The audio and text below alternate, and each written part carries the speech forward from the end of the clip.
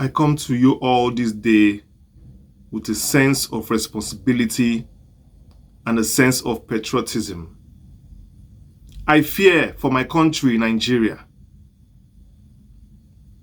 I fear for my country, Nigeria is sinking. Our institutions that are meant to protect us are nowhere to be found. Like a head of cow, everybody is being whipped into line. I fear for our unborn generation to come. I'm speaking to you all right now. The politicians in power, the administrators in office. Fear God. Fear God. For whatever you sow today, one day you will reap.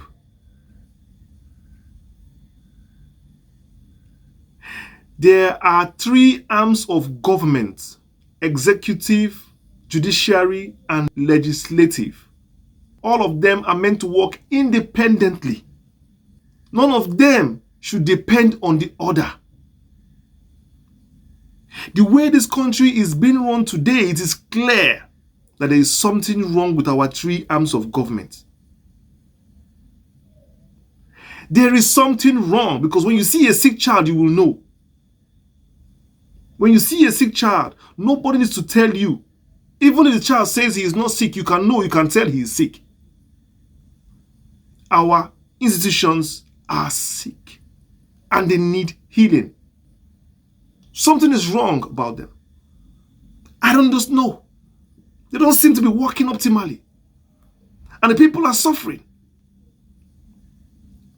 The executive runs the government. That is their job. They run the day-to-day activity of the government. They are the managers. They are in charge of the government, of the office. They are the bosses.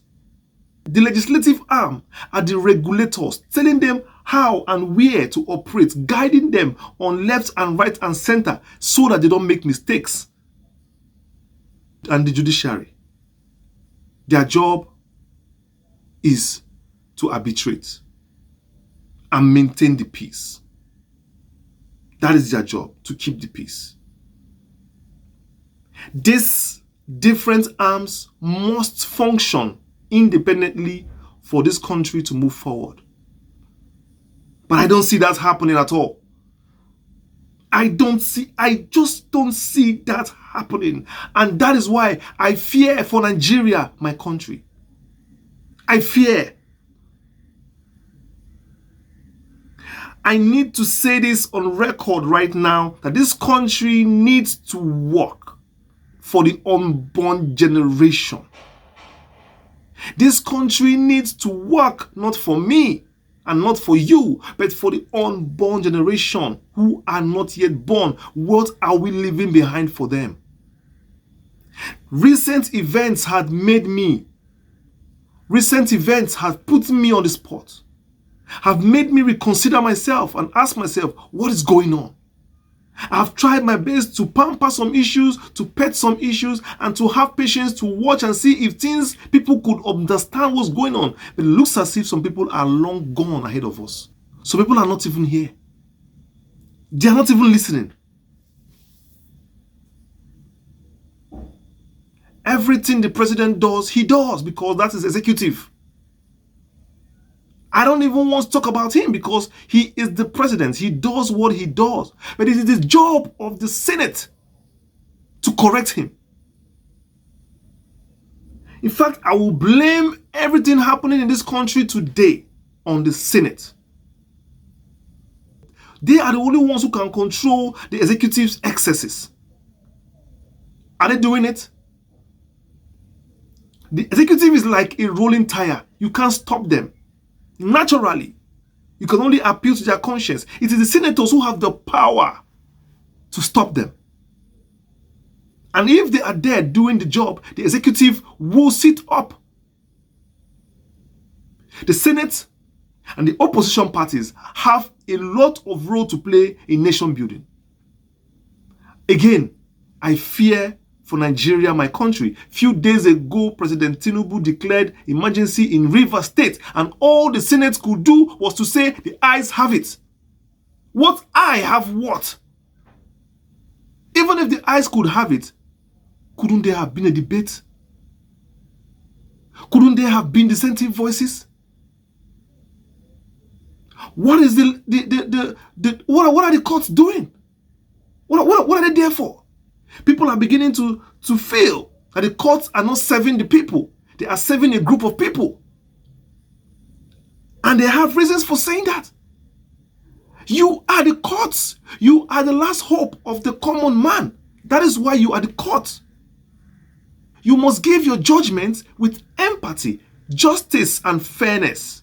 And even when somebody is to lose the judgment, he should not be made to feel like an outsider or an outcast. Sometimes I read judgments, I hear some words, the kind of language used in some judgments. It looks like the judges are even yabbing the person. They're even yabbing the person for coming to the court in the first place. How will such a person come to the court tomorrow if the judgment is even looking unfriendly?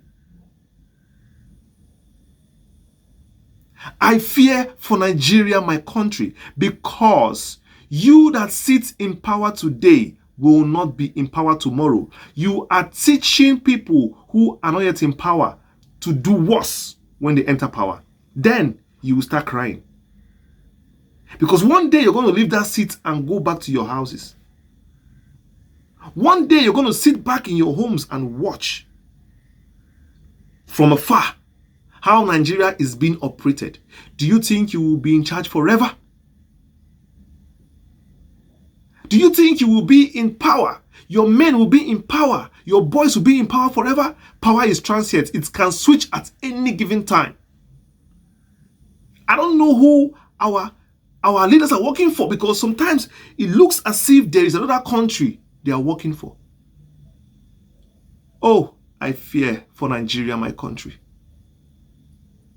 There is nothing left. The price of naira cannot buy anything much. Gari is 3,000 naira. Rice is 100,000 naira. The price of light is gone up. Transportation, inflation, everything is upside down. House rent, cost of living. I'm calling upon the three arms of government right now to save Nigeria. Save Nigeria. Nigeria belongs to the unborn generation. Save Nigeria. This is not how to lead. Our lawmakers look defeated. Sometimes you see them, they look scared. They are scared. They look down, weird off. Most times, they even walk out of the Senate when there are strong decisions to be taken. Their conscience, the matter wasn't even debated well. They don't feel happy. They don't feel respected in the Senate, in the House of Assembly. Please, our leaders need to allow democracy, internal democracy, to reign. And our president needs to make sure that he fights for the last man. Let us leave no man behind in this country. Let us leave no man behind in the race to make Nigeria a better place. I fear for Nigeria, my country. For if we continue on this pathway, Nigeria will be a closed chapter. Somalia, Zimbabwe.